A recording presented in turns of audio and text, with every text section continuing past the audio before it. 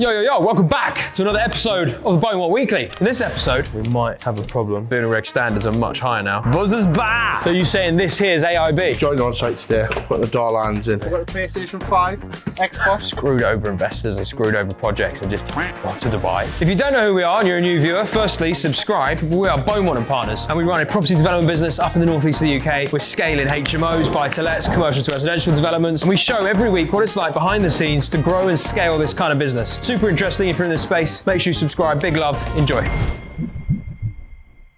Oh, hello. It's turning on the mic. We're here at this 8-bed HMO conversion. Plan today is to shoot an intro to this building with that man over there. That is not a stray. That is Jay. Mr. J is here with his top grade camera gear so that we can start the documentary piece on this one. We have already done quite a lot of the strip out and a bit of work here already, but we're going to do this intro section and then we're going to do the same with the 6-bed HMO around the corner, just so we can get a nice end-to-end documentary piece, mostly for marketing material, but also another good educational piece as well, just talking about the process on these projects. So that is a plan. That's what we're going to do. But I'm slightly concerned about getting access. Let's see. It looks bolted shut, so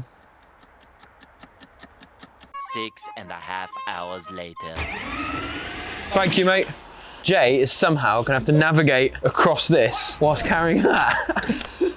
So this will be interesting. But I mean, it's safe, you know, as safe can be. The reason we've had to do this is because of the new building reg standards, basically. On any change of use HMOs, so 7 beds or more, you have to insulate floors. And the best way to do that is basically like a chicken wire mesh, and then we insulate between the joists. Or you can backfill with concrete, but it's quite deep to do that. But it's a lot of labor to do the chicken mesh. So different ways of doing it. But yeah, effectively we have to insulate the floors. That's why we try and steer clients away from sui generis schemes now, 7 beds or more. It still works on some properties that it can be viable, but building control makes you do all this. The thermal upgrades are insane. You do a 6-bed, you don't have to do any of this. And this is just another absolute cost to the project. It's not like a per room or pro rata cost. This is an absolute cost of the scheme that's then getting increased in that cost per room as a 7-bed, whereas with a 6-bed, you don't need to do that. There's also, we have to do all of the thermal boarding on the perimeters and everything else as well, and meet all the acoustic tests, which means much more stringent on the compartmentations between floors and between rooms. And that's why I've had to gut all this out. Basically, we're just getting the whole building ready. Jay, how are you going to get on with that? Are you going to be all right?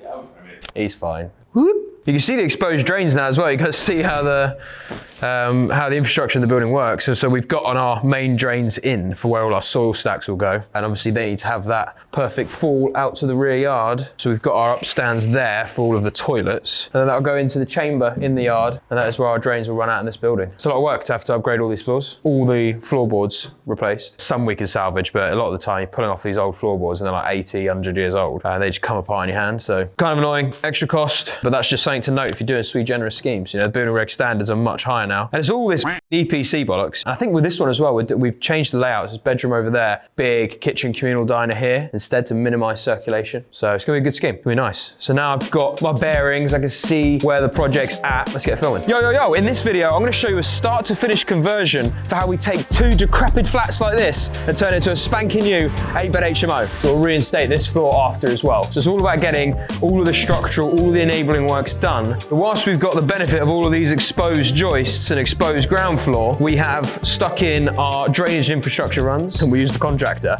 and their soil stack went like that into the rear yard. It went upwards, but essentially we're exposing all of this so we can start the works for our steels. Office! We are here to do the final pre-construction meeting for Buzzers Bar. But day one funds landed from the bank Friday. We are here on Wednesday the next week, a few days ago. Already paid structural warranty, just so that's boxed off, and they're instructed. We got the asbestos last quote coming back in, and Jeff's already started on site just securing the building, getting all the hoarding off the windows, sticking on some metal mesh just so we can secure the site and appease the insurer, just to make sure insurance stays valid. Big problemo if that doesn't. Really annoyingly, it's up for renewal this week, literally the week after we secure the funds, and there's a few bits that they want done as a part of the renewal, so we have to get that done. And then soft strip commences, which we're doing in the other part of the building where there is no asbestos, just so we can start clearing that out to make way for all the asbestos guys and all their gear. So much gear building up in this office.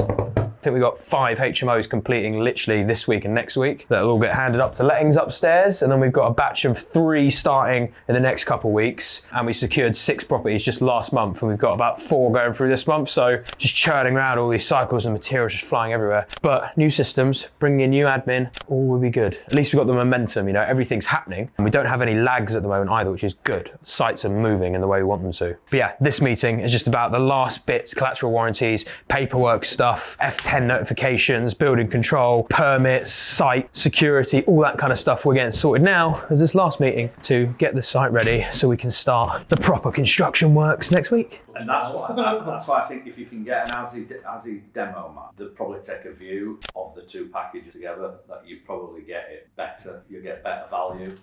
I wouldn't worry too much. If he's an experienced guy, I won't worry too much about the 5-day semester yet. So done there, catching up with all kinds of bits actually. We smashed through the buzzers stuff. To be honest, we've got a lot of it done. It's more just ticking boxes and just making sure everything's going to the right places. We've got the highways condition survey to do as one of the last things, and the permits. But other than that, buzzers bar, it's good to go, mate. And then we're just catching up on bits and bobs happening in the areas. We're talking about some local developers and people we all know, and some sites that have gone wrong, and some people who've screwed over investors and screwed over projects and just off to Dubai. It's basically what's happened in quite a few different areas, and it's crazy. Like, I know some of these people and some of these stories. That's what some people do, and that is the danger of this game. The level of trust required when you're dealing with developers, contractors and things like that, when you're allocating such a large amount of funds, trust is so important. Anyway, we're all good on buzzers. Happy days. Look how happy Robbie is. He's so happy. We've got a job ad out now for an accountant. While you were in the meeting, we took the ad down and hired someone. Oh, so we've hired an accountant in the space of about an hour and a half, which is something we needed to do this year. And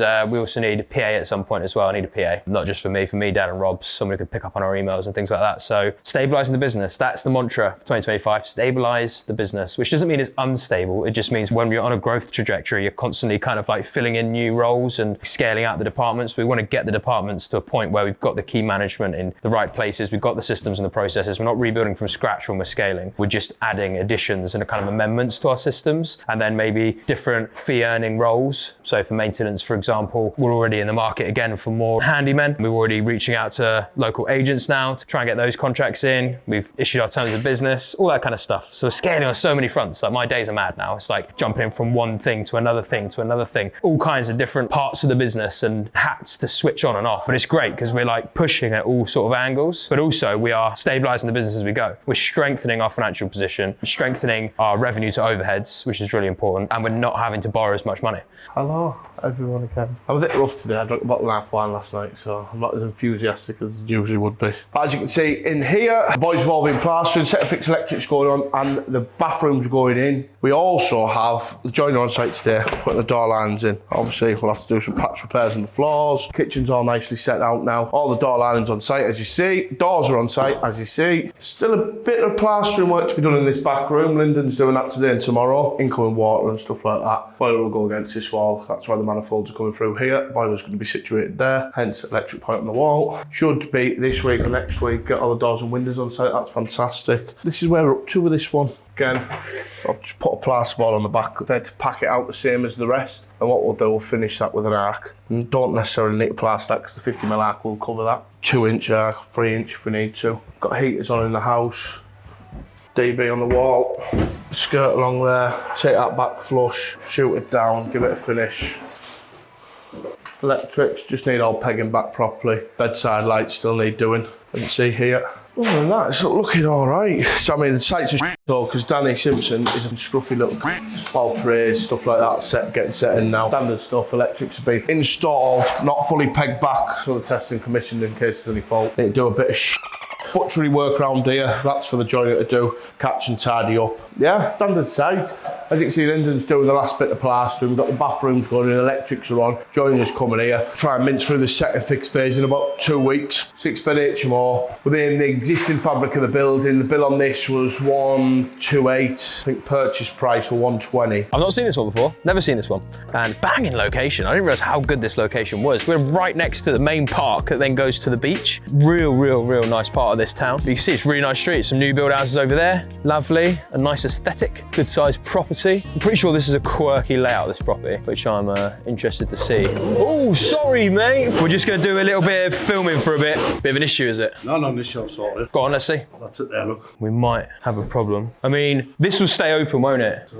We might get away with it. They usually get funny though if the window's not directly on the bedroom. We might be all right though with that. I assume we're going to replace that anyway. What we should probably do when we replace this is maybe just drop the sill down a bit just to get that bit more daylight in here. Because that is something they'll pick up on. Ideally, there's no nib as well, so that more daylight spills in, but... I'll give it 100 mil bearing. Yeah, if we can lose as much of that as possible, just to allow that daylight to spill in. And then I think when we replace that window, we should probably just go for a slightly deeper window just to get as much daylight as possible. Our issue will be HMO officer comes around and goes, how much direct light is the bedroom really getting? Well, maximise the natural light. Yeah, little site check with Stu, new site manager, just looking at some of the bits and pieces here to change the layout in one of the rooms, just because one of the nibs where we stuck the lintels in, we couldn't quite get the bearing on it. So we might have to just redo that bearing, which is slightly annoying, but it will just give us that bit more daylight coming in. Now, it should be fine, but it's making sure the HMO officer doesn't come around once it's all finished and go, yeah, need a window right there. I don't think it'll happen. We should be sound once we've made those little changes, but you see this lintel,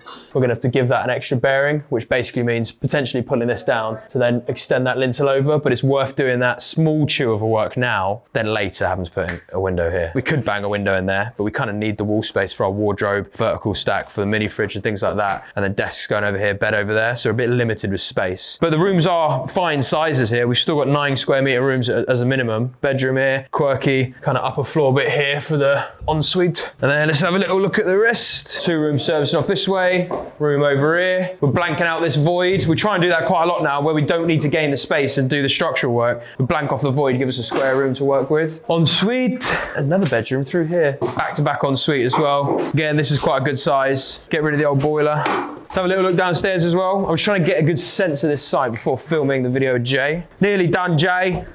Ensuite room here as well. We'll keep the wood paneling, a nice little feature. Quirky void there. We'll probably do a built-in wardrobe there. Because that bit to that void's annoying because it's like not quite enough for us to blank it off. It's enough for it to be useful. But it's a bit deep, so we might have to pull the depth out of it and just get a built-in wardrobe there. Using all these spaces, you know, all the nooks and crannies. This is going to be kitchen diner, I believe. Nice and big. Not sure what that's going to be. It looks like we are going to extend into this section and use that as maybe some kind of utility space. Possibly this is a bedroom here, and then this will be kitchen diner. What we got going over here? Yeah, bedroom ensuite. This is a good size, this one. Nice big window as well. A lot of single glazing here. Take that out. Super weird layout, isn't it? It's like double fronted and it's got 2 dog legs both sides with like a central recess in the rear yard, which is just weird. Not seen it before. It extends both sides. We get super wide property. It's like there's not that much depth in the main building. Like it's not that deep, but it comes out dog legs, really strange. And there's a basketball hoop, which is great for tenants. Recreation activity. I say we've got 3 good sized bedrooms and then 3 slightly smaller rooms, but the location's so good that we're not gonna have an issue of renting here, like right to the beach, just there. Happy days. So I'm with our electricians here just before we shoot with Jay and have a go at what he's done with this van. This is sick. Look at that! Mate, I thought you just have boxes of in electric bits and like drills and... See the reel? So like I pull it forward on the backdrop, that's like a super so you can get a full bed out of it. We've got the PlayStation 5, Xbox, air fryer. Air fryer. And full-on cooker as well. That's just what's it, shower, toilet vibe? well, it's not finished yet, it's just a glorified wardrobe at the minute. What are they called, them things? Porta potty. They like mince up the stuff, don't they? No, that's just like a chemical toilet. Oh, is it a chemical toilet? Pretty sick though, isn't it? This is when gas. When you're in the lakes, you just shit in a bag and throw the bag. Behind me is a 6-bed HMO conversion project. We're at the first fixed stage right now, and in this video, bedroom. So this property is a little bit smaller in depth than other properties, but it's got a lot of width on it, and it's got 2 dogleg extensions out the back, but we haven't had to go back to brick in too many areas. The rear yard's still quite big, even though it's double fronted, because we've got an extension out that side and on the other side of the building. With some of these spaces here, we'll just blank off this section as a void and see how we're getting on with the progress. Right, and that is us wrapped up, getting the filming that I need to do with Jay. So we filmed me walking through the properties, getting all the information and stuff like that across camera for the main long form videos. And then we're gonna go drop Jay off now, and he's gonna do the B-roll section elevations and the drone shots for both of those whilst I go and meet the asbestos removal guys at Buzzers Bar. Hello, mate. Nice to meet you. Tony, nice to meet you, Tony. Yeah, Andy's asked me to come up, have a look. Yes, mate. So this is the building, Buzzers Bar. I will show you. It's one main area that's contaminated. Yeah. Yes, please. There's tiny little basins and bits and bobs. This is Tony. Tony, all right? He's here just to look at the asbestos. Yes. AIB. Yeah. Around that. Bits on the floor. Yeah, bits on the floor. But what we were going to do is undersling this with a new ceiling anyway, and then joist hangers either side so we don't actually penetrate it. So you're saying this here is AIB? I mean, if you're just covering it up, that's up to you. And leaving it in. I think, mate, I think this is coming out. Well, the other one we could possibly undersling. Jeff, Yeah. just a quick one. This one here, so that canopy ceiling above is AIB. It's the naughty stuff that he needs to sign off if we remove it. Or can we leave that in situ? But I don't think we can because that's into the floor. That one, like, so some of it will have to come out. I think that one will. But I think the idea is really, we're going to start stripping this Monday. You can't make head and tail of it at the minute. No. You're far better giving this a week. Well, he's effectively said that to us basically, innit? Just clean it out. That's definitely, AIB, yeah. Yeah, it got a sample of it. Canopies, that one and that one there. So you'd need to put in a 2-week notification. Yeah. Now we couldn't effectively touch those two areas. That's fine if we don't need to touch those two areas for a bit, because the rest of it we're going to undersling. So yeah, anyway.